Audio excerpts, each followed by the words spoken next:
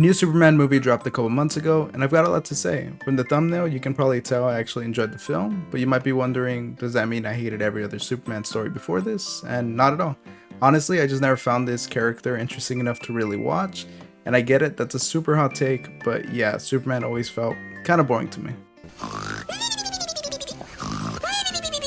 Now, if I never really engaged with Superman media, how did I even come to the conclusion that his character was boring?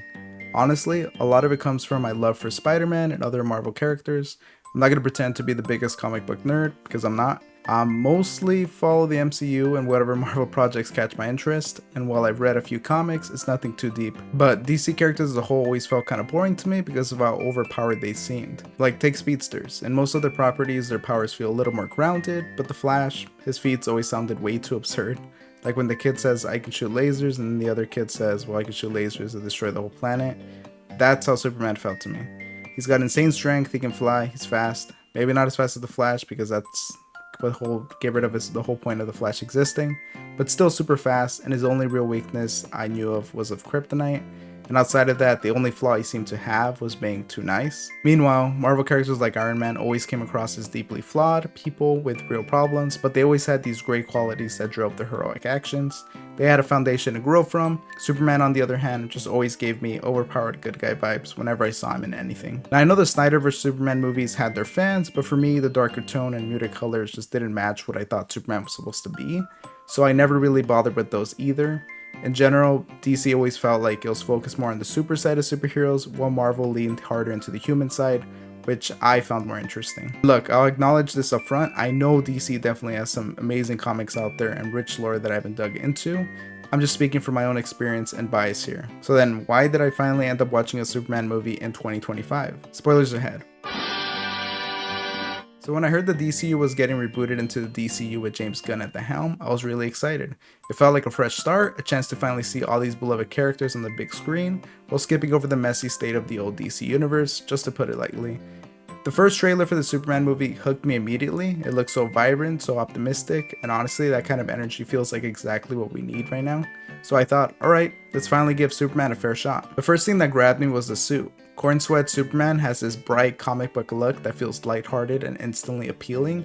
In my opinion, it's a huge step up from Cavill's suit, which leaned into realism but lost some of the color and charm along the way. I also love that Corn Sweat convinced Gunn to keep the trunks on the outside of the suit. It leans into the playful, slightly silly side of the character, which makes him less intimidating, especially for kids. It's a small design choice, but it does so much for the overall look. And honestly, I'm not a hardcore costume critic, but the suit completely won me over. I even laughed a bit at how much times the movie zooms in on the big S. It just felt like Gunn and the costume team were flexing that they knew that they did this right and they wanted to show us. As for the cinematics, I'm not going to sit here and break down every frame like a film critic, but I will say the whole movie looked fantastic to me. It was colorful, full of energy, and even threw in some delightfully cartoony moments like teeth bouncing off the screen after a punch. It struck the perfect tone for a Superman story. Goofy, optimistic, and fun without ever really feeling cheap. And then there's Superman himself, David Corenswet. The only thing I've seen him in before was Twisters, where he was fine, but nothing about his performance really stood out. Honestly, the main thing I remember thinking was, damn, this guy was pretty jacked just to be a scientist. But yeah, let's talk about his performance. Corenswet felt extremely genuine and entirely engrossed in his role. His love for the people and animals around him felt infectious and real in a way that made me actually believe that he's Superman, and that he wants to save these people. I have a few scenes in mind that really stick out to me, but I kind of want to talk about them when we get to the impact on the other characters. But scenes like him saving the squirrel or the dog from getting stomped were nice touches that showed how Superman really wants to save everyone he can, and how much it impacts him when he's unable to save them, like with Molly, which he dedicates a whole article to and refers to him as the real hero. It's these small details that really build up Superman's character for me. It's pretty funny, but this lightheartedness and kindness, the original things that made Superman so disinteresting to me, are what drew me into Superman 2025. It feels so refreshing to see someone be this powerful and yet kind towards the creatures living on the same planet. I feel like it just hits so much more this time than it ever did for me, because we live in such a dark time with pretty comically evil, powerful people, that it's just a nice change of pace to see someone just be kind. But yeah, I'd say it's a combination of the current political climate and the oversaturation of complex heroes and villains that makes Superman just so appealing to me right now. The overarching conflict in this film between Boravia and Jaranpur felt extremely relevant to real life issues we're seeing today, and that's where Superman shines. Having a character so determined to simply do the right thing creates such a strong contrast with how these conflicts usually play out in our world. It's almost like he's dropped into our reality, forcing us to imagine and demand better. Even the Justice Gang grew because of Superman's influence. At first, they didn't want to get involved in problems they didn't see as their responsibility, but Superman pushed them to expect more of themselves, to step up, and to actually help people.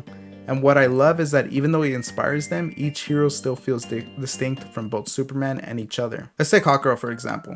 Her killing the president of Bravia is such a wild twist. It's the kind of choice you don't usually expect from a superhero, and I'm really curious to see where they go with that. Guy Gardner, meanwhile, is a total arrogant prick, but in such a goofy, entertaining way that you end up liking him. And then there's Mr. Terrific, who honestly stole the show. He's the genius who steps up when no one else will, even saving Superman himself, and his reward, he gets the best fight scene in the movie. Now let's pivot to Superman and Lois Lane, because wow, I think this might be the best on-screen superhero relationship I've ever seen. David Cornsweet and Rachel Brosnahan's chemistry was electric. People even joke that if their partners acted like that with someone else on set, they'd be jealous, and I could see why. It was just amazing performance from both sides. That 10-minute interview scene between them, incredible. It was so charged and natural that it flew by, and then that final kiss actually felt like two people deeply in love. It's a perfect example of how great chemistry, smart cinematography, and the right music can create something magical. Even their little exchange about punk rock, corny, sure, but in a way that felt authentic. Superman defining Nights as the real punk rock. That's the kind of hopeful sincerity that makes the Justice Gang want to be better. And then there's Nicholas Holt's Lex Luthor, who is just a perfect foil for Cornsweet's Superman. He's a complete douchebag in the best possible way. I loved how he weaponized Clark's footage, with the film doubling down on its authenticity. It showed Gunn's confidence in the story and refusing to rely on potential retcons. Luthor even openly admitted his jealousy of Superman, delivered in this funny, unapologetic way that makes him both despicable and strangely likable. But his best work came in the final battle. You can see the line blur between Holt the actor and Luthor the character, as raw hatred poured through his performance. It was just phenomenal to see. And the fact that Holt auditioned to play Superman, that just makes it all the more ironic and hilarious. I seriously can't wait to see more of him in Man of Tomorrow. Now, about Superman's big speech to Luthor, it's been divisive. Some found it preachy, and I get that, but for me, the overall message worked. His rejection of anti-immigration rhetoric felt powerful and refreshing, especially right now. It gave me the expectation that Superman should be kind, compassionate, but still a total badass. So yeah, I really loved this film. It completely won me over and turned me into a Superman fan. If you got any comics or media recommendations for someone just getting into Superman, drop them in the comments. Thanks for watching, and I'll see you guys next time.